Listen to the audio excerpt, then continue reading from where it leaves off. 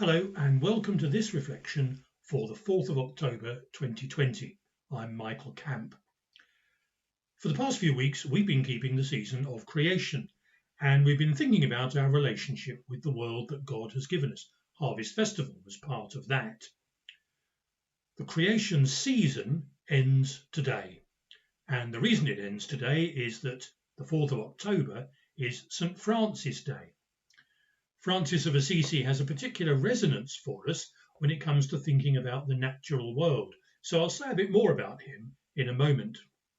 But let's start now with the story of creation in the first chapter of the book of Genesis.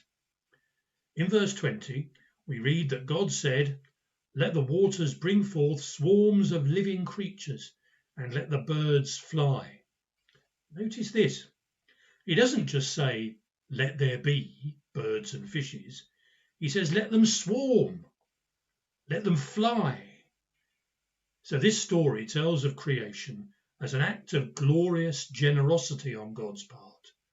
And as we read on further, we'll come across loads of other animals as well, all thrown together in a diverse riot of colours and sounds and species in their billions.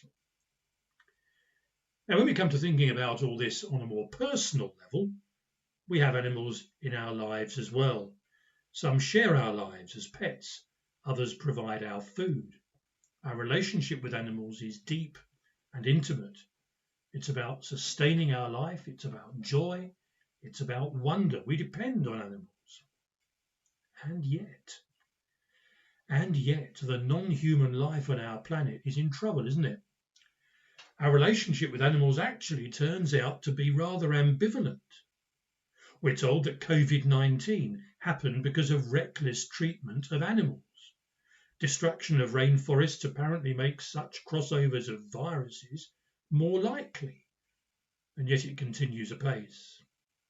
David Attenborough tells us that of the 8 million species on Earth, 1 million of them are now threatened with extinction. For people who depend on animals and for people who are supposed to be animal lovers, this all presents a profound challenge, doesn't it? One which somehow, sometime soon, we're going to have to address. Now, it has to be said that Christians have not always been great at dealing with all this. Later on in Genesis chapter 1, God tells human beings to have dominion over the animals.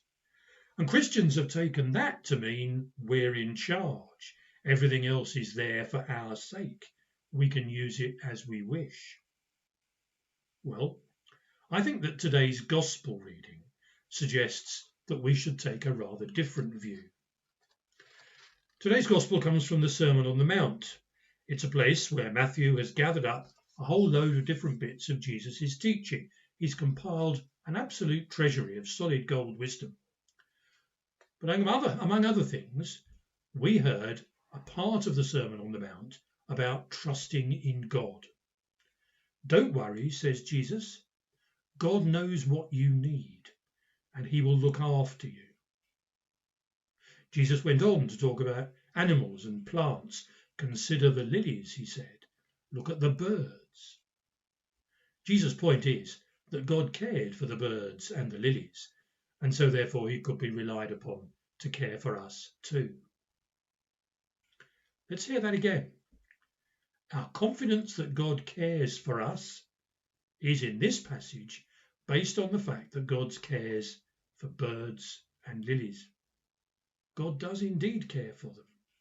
And just as we say that we must care for people because God does so, so today we can say that we must care for the birds of the air because God does. Having dominion, therefore, is not about ruling, it's about caring, like God does. So how do we do that better? Well, that's where St. Francis can begin to help us.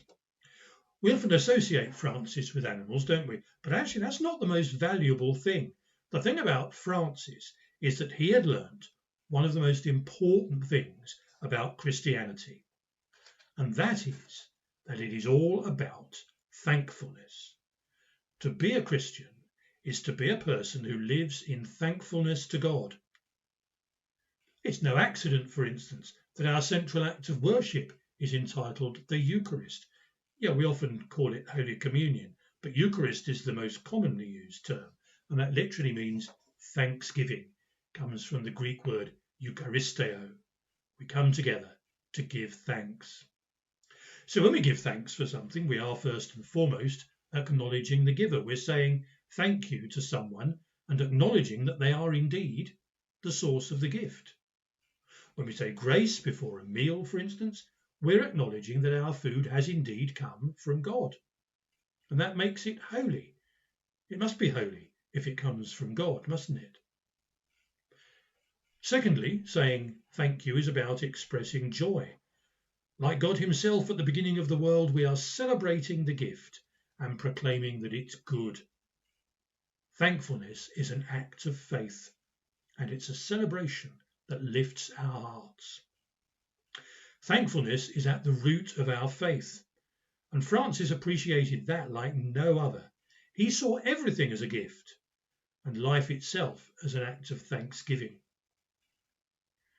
The Canticle of the Sun is an ancient poem which has been attributed to St. Francis, and it expresses this so beautifully. Be praised, my Lord, through all your creatures, especially through my Lord, brother Sun. Praised be you, my Lord, through sister Moon and the stars. Praised be you, my Lord, through brother Wind. And so it goes on. Sister Water, brother Fire, sister Mother Earth, and finally, praised be you, my Lord, through our sister bodily death. Everything, says Francis, is a gift, and everything, however challenging, is something to praise God for and to give thanks for. Now, whether or not Francis actually wrote those words himself, we know from other sources that they express perfectly his approach to life. Thankfulness above all. So if after today we do no more than follow Francis and live a bit more thankfully for all that is around us, we shall be moving in the right direction.